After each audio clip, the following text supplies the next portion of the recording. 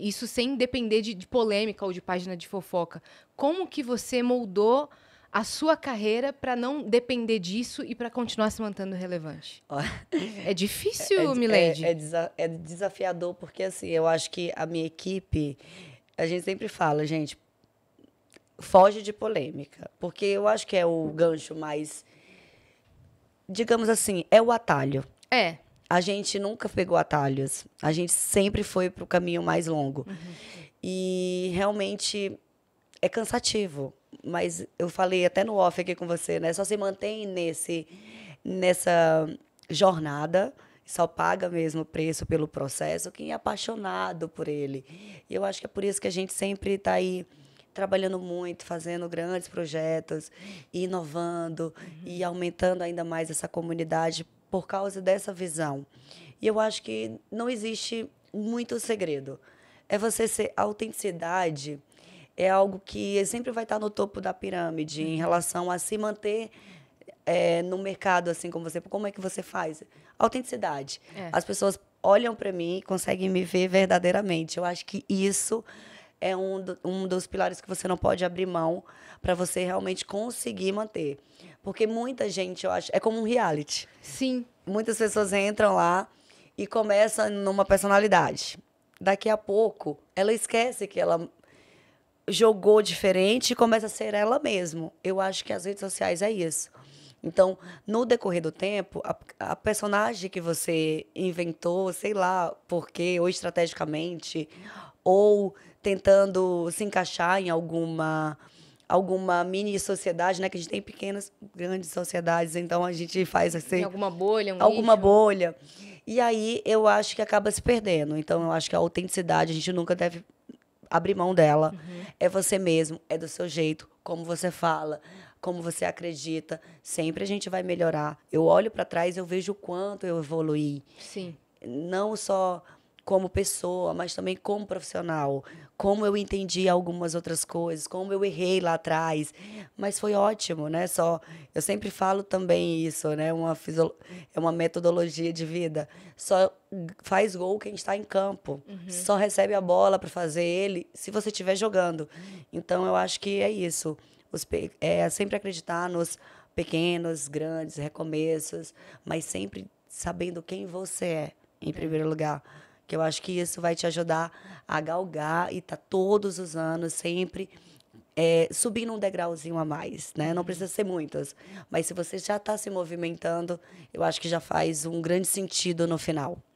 E você que antes era do mercado de beleza, então, e depois passou para a parte de influência e marketing digital, como que você vê essa questão da pressão estética nas redes sociais? Porque isso também mudou ao longo dos anos, até o Instagram tirou algumas coisas de ver número de curtidas, né, para ter menos comparação entre as pessoas. Você chegou a se comparar com outras mulheres? Foi comparada? E como é que você vê as pessoas que acabam caindo nessa coisa de distorção de imagem? Nossa, eu acho que isso é uma pauta super importante. Deveríamos falar sempre sobre isso, né? Eu acho que no passado eu já eu já pilhei um pouco nisso em relação a números. Eu cheguei a um momento que eu tinha números gigantescos, quando o Instagram estava entregando muito. E aí depois ele foi ali apertando um pouquinho o nosso nó. O algoritmo Aí foi dificultando pra foi gente. dificultando pra gente, principalmente a gente que já está há muitos anos. Ninguém vai apagar um Instagram e começar tudo do zero, né? Então, assim, eu acho que existiu ali um processo, acho que uns 6 anos atrás, eu fiquei muito, meu Deus, o que é que está acontecendo e tal. Comecei a me cobrar, me comparar e fiquei meio pirada e depois eu voltei. Eu não, calma. Eu já estou há 19 anos aqui trabalhando no meio artístico, já perdi até os anos que eu estou aqui trabalhando nessa página, nem lembro mais. Então eu dei uma acalmada. Existe isso também por causa da cobrança do público. Existe isso também, existiu muito isso na época da pandemia. Eu acho que as pessoas, e eu me incluo nessas pessoas, a gente sofreu muito um pouco ali, aquela baixa do mercado, a gente em casa, o medo, e eu acho que a gente não soube muito lidar com todas aquelas emoções, preocupações, não só do mercado, mas de maneira geral. No mundo, né? Foi terrível. E até hoje existe uma cobrança estética gigantesca, né? As pessoas querem lhe dizer como você deve vestir, como você deve falar, como você deve se comportar. Se seu corpo tá assim, Se o seu corpo... se tá de outro Nossa. jeito, se mudou o rosto, se não mudou. E aí, para uns são feios, para outros são lindas, para um mais ou menos. Então, assim, a beleza é muito relativa, né? Então, as pessoas querem lhe colocar naquele. Sempre vão comparar, eu acho. Mas eu acredito que nós estamos vivendo numa época um pouquinho mais perigosa de comparação.